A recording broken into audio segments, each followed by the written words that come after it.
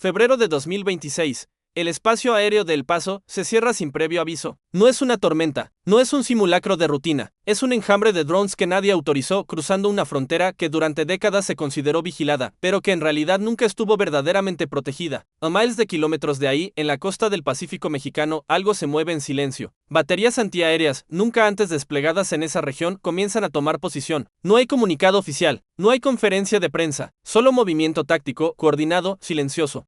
Y el eco de una pregunta que empieza a circular entre analistas de defensa de ambos lados de la frontera. ¿Por qué México está blindando su cielo justo ahora? Esta es la historia de un país que durante décadas dejó su espacio aéreo prácticamente desnudo, vulnerable, atravesado a voluntad por quien tuviera los medios para hacerlo, y que en los últimos meses ha activado, en silencio y con una precisión casi quirúrgica, la red de defensa aérea más ambiciosa de su historia moderna. No se trata de un simple ajuste presupuestario, se trata de una transformación estructural que está reconfigurando el equilibrio de poder en toda la región norteamericana. Para entender lo que está ocurriendo hoy, hay que remontarse a un dato incómodo, uno que rara vez se menciona en los discursos oficiales. Hasta hace apenas unos años, la Fuerza Aérea Mexicana solo lograba cubrir el 32% del espacio aéreo nacional. 2/3 del cielo mexicano permanecían, en la práctica, sin vigilancia efectiva. 4 radares de largo alcance, todos concentrados en el sureste del país, eran la única barrera real contra el tráfico aéreo ilícito que entraba desde Centroamérica y Sudamérica. El norte, la franja más sensible, la que comparte casi 3.200 kilómetros de frontera con Estados Unidos, quedaba prácticamente ciego. Cualquier aeronave sin transpondedor, cualquier vuelo clandestino de baja altitud, cualquier objeto no identificado que decidiera cruzar esa zona, lo hacía casi sin riesgo de ser detectado.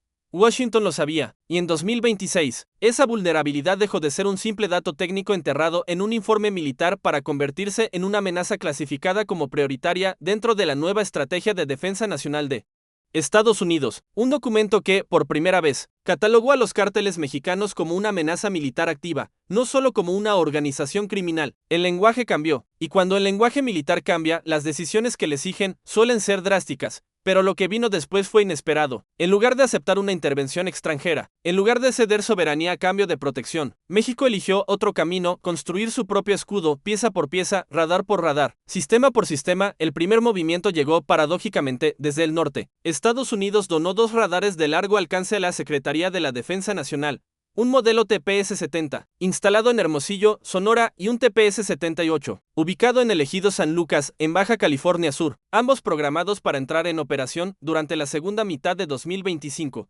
Por primera vez en la historia reciente del país, el norte comenzaba a tener ojos propios en el cielo. No más zonas ciegas, no más corredores invisibles para quien quisiera cruzar sin ser visto simultáneamente. Y de forma mucho más discreta, la Secretaría de la Defensa Nacional puso en marcha el desarrollo del radar Camazot, un prototipo completamente nacional, diseñado específicamente para combatir los llamados narcovuelos y ampliar el sistema integral de vigilancia aérea del país. Ya no se trataba solo de recibir tecnología ajena, de depender de la buena voluntad de otro gobierno. México empezaba a construir la suya propia, desde cero, con ingeniería y presupuesto nacional. El mensaje geopolítico era claro, aunque nadie lo dijera en voz alta: soberanía aérea, no dependencia. Sin embargo, la pieza más inquietante de todo este rompecabezas apareció en la costa del Pacífico. Ahí, por primera vez en la historia militar moderna de México, se desplegaron baterías antiaéreas junto a más de 3.000 elementos navales y 16 nuevas aeronaves militares. No es una cifra menor, es la movilización más grande de recursos hacia una sola franja costera en décadas. Los sistemas RBS-70, NG y Mistral, misiles de defensa antiaérea de corto y medio alcance, diseñados para neutralizar amenazas aéreas de baja altitud con una precisión letal, entraron en operación activa en esa zona. No es casualidad, los cárteles habían comenzado a copiar tácticas de guerra con drones observadas en el conflicto de Ucrania, convirtiendo aparatos comerciales baratos, fáciles de conseguir, en armas de reconocimiento y ataque de bajo costo. Un dron de $1,000, modificado con explosivo improvisado, puede causar el mismo daño que un proyectil de artillería, con la ventaja añadida de que es casi indetectable para un radar convencional. Ante esa amenaza asimétrica, un radar tradicional ya no basta. Se necesita algo más rápido, más letal, más preciso. Y eso es exactamente lo que México comenzó a instalar en silencio, sin anuncios, sin discursos, solo con movimiento constante de tropas y equipo. Pero la defensa aérea era solo una parte de un plan mucho más grande, mucho más ambicioso. El 23 de enero de 2026, en la base aérea militar de Santa Lucía, se firmó el proyecto Jaguar 2026, una inversión histórica de $2.400 millones, la modernización militar más grande que México ha emprendido en 30 años. 2 helicópteros de combate H-1Z Viper y UH-1Y Venom, capaces de operar en condiciones extremas y de proporcionar apoyo aéreo cercano en operaciones terrestres. 4 corbetas clase Sigme, equipadas con misiles Exocet y sistemas de defensa Phalanx, diseñadas para proteger las costas mexicanas de amenazas navales y aéreas simultáneas. El primer comando cibernético de las Fuerzas Armadas Mexicanas, una unidad completamente nueva orientada a proteger infraestructura crítica de ataques digitales, y microsatélites de observación propios, programados para entrar en órbita en 2027, que darán a México capacidades de vigilancia espacial que hasta ahora solo tenían las grandes potencias.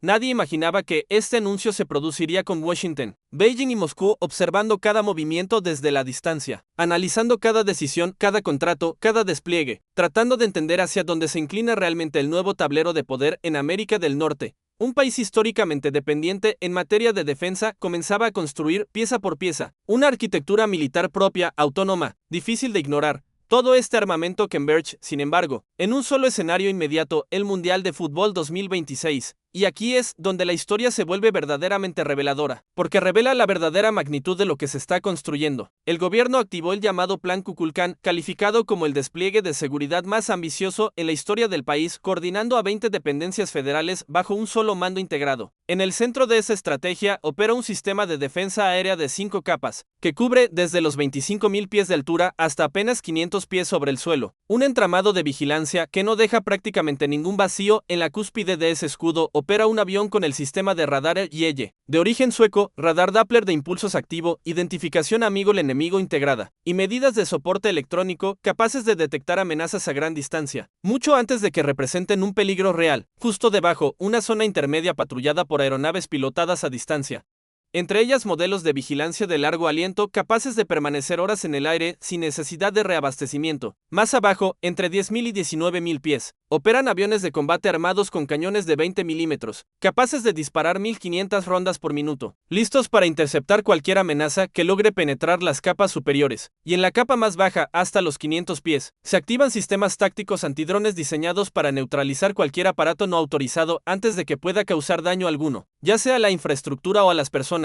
El control de todo este entramado se centraliza en el Centro Nacional de Vigilancia y Protección del Espacio Aéreo, que concentra mando, control e inteligencia aérea en tiempo real, procesando información de decenas de fuentes simultáneas para tomar decisiones en cuestión de segundos. Las 3 ciudades sede principales del torneo quedaron divididas en 3 anillos de seguridad concéntricos, escalonados en 60 millas, 15 millas y 1,5 millas, cada uno con un nivel distinto de vigilancia y respuesta. Es una arquitectura defensiva pensada no para la guerra convencional entre ejércitos, sino para un enemigo mucho más difícil de anticipar. Un dron de bajo costo, operado a distancia, capaz de sobrevolar un estadio lleno de gente sin que nadie lo note hasta que sea demasiado tarde. Pero lo que realmente inquieta a los analistas no es el torneo en sí con toda su magnitud, es lo que queda después de que termine. Cuando el mundial concluya, cuando los reflectores se apaguen y los equipos se marchen, los radares seguirán en su lugar, los sistemas antidrones seguirán operativos, el comando cibernético seguirá creciendo, y las corbetas clase Sigme seguirán patrullando aguas mexicanas día tras día sin que nadie esté prestando atención. Este es, quizás, el verdadero mensaje detrás de todo el despliegue. Un evento deportivo se ha convertido en la excusa perfecta y el catalizador legítimo para construir una infraestructura de defensa aérea permanente que México nunca había tenido y que probablemente nunca hubiera podido justificar en otras circunstancias. Las autoridades han sido enfáticas en un punto, repetido en cada rueda de prensa: no se cancelarán vuelos comerciales ni privados autorizados. La vida civil continuará con normalidad aparente, los aviones seguirán despegando, los aeropuertos seguirán operando sin interrupciones visibles. Pero por encima de esa normalidad, en capas invisibles de altitud, un sistema de vigilancia sin precedentes vigilará cada aeronave que cruce el cielo mexicano, registrando, analizando, decidiendo en tiempo real qué representa una amenaza y qué no. Uno de los altos mandos del ejército presentó personalmente el plan de defensa aérea ante la prensa, en una de las pocas ocasiones en que el aparato militar mexicano decidió hablar abiertamente sobre capacidades que normalmente permanecen clasificadas, fuera del alcance del escrutinio público. Sin embargo, sobre el despliegue de baterías antiaéreas en el Pacífico, el silencio oficial ha sido absoluto. No hubo conferencia, no hubo comunicado formal, solo el movimiento de tropas, documentado por quienes vigilan de cerca los patrones de despliegue militar en la región. Analistas independientes, fuentes navales, observadores internacionales que unieron las piezas sin ayuda de ningún vocero oficial. Ese contraste, transparencia total en un frente, opacidad completa en otro, dice mucho sobre la naturaleza dual de esta transformación militar.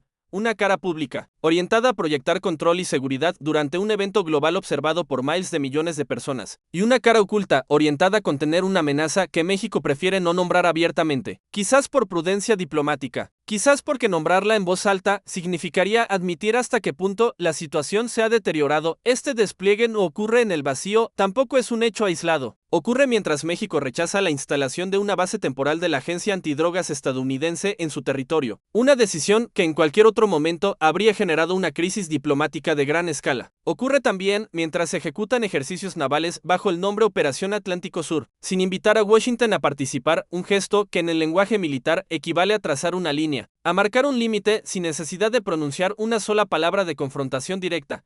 Cada una de estas decisiones, tomada por separado, podría parecer un gesto menor, casi incidental. Juntas, dibujan una estrategia coherente. Deliberada, México está reclamando control sobre su propio espacio aéreo, terrestre y marítimo, en un momento en que la presión externa por intervenir en asuntos de seguridad nacional nunca ha sido mayor. La pregunta que flota sobre todo esto no es solo militar, es profundamente geopolítica. Se trata de una afirmación legítima de soberanía, una declaración madura de un país que decide finalmente hacerse cargo de su propia protección, o de una respuesta desesperada ante una amenaza que ya se salió de control, un intento tardío de contener algo que debió atenderse hace mucho tiempo. Todo sistema de defensa aérea, sin importar cuán sofisticado sea, sin importar cuánto dinero se haya invertido en él, enfrenta la misma prueba final, el momento en que debe actuar en tiempo real, sin margen de error, con vidas humanas de por medio. Los sistemas antidrones desplegados para el Mundial 2026 tendrán que operar en espacios abarrotados de civiles, distinguiendo entre una amenaza real y un simple aparato recreativo volado por un aficionado sin malas intenciones. Un error de identificación en cualquier dirección podría tener consecuencias catastróficas, ya sea por permitir el paso de una amenaza real que después resulte imposible de contener, o por neutralizar algo que nunca debió ser tratado como un objetivo, con el costo humano y político que eso implicaría. Ese es el peso silencioso que cargan los operadores del centro de mando. Cada día, cada hora, desde el momento en que un objeto no identificado aparece en sus pantallas de radar y deben decidir, en segundos, qué hacer con esa información. No hay margen para la duda prolongada, no hay tiempo para consultar protocolos extensos, solo hay una ventana breve para actuar correctamente y las consecuencias de un error se medirán en vidas. No en cifras, México ha dejado de ser el país que vigilaba apenas un tercio de su propio cielo. En menos de 2 años ha construido radares nuevos, activado baterías antiaéreas en zonas que nunca las tuvieron, adquirido corbetas armadas con capacidad de defensa múltiple, creado un comando cibernético desde cero, y desplegado un escudo aéreo de 5 capas capaz de operar en tiempo real sobre millones de personas simultáneamente. Esto ya no es solo una cuestión de seguridad para un torneo deportivo, aunque el torneo haya sido el catalizador visible. Es una declaración silenciosa, pero contundente, de que el espacio aéreo mexicano ha dejado de ser terreno abierto, de que la época de la vulnerabilidad aceptada como inevitable ha llegado a su fin. Lo que queda por ver, lo que realmente definirá el rumbo de esta historia, es si esta infraestructura, nacida bajo la presión de una amenaza binacional y bajo los reflectores de un evento mundial, se convertirá en la base permanente de una nueva doctrina de defensa nacional, algo que perdure más allá del mundial, más allá de los titulares, o sí, una vez apagadas las luces del estadio, una vez que el mundo deje de observar, volverá lentamente al silencio del que salió, hasta que otra crisis obligue a reconstruirla desde cero.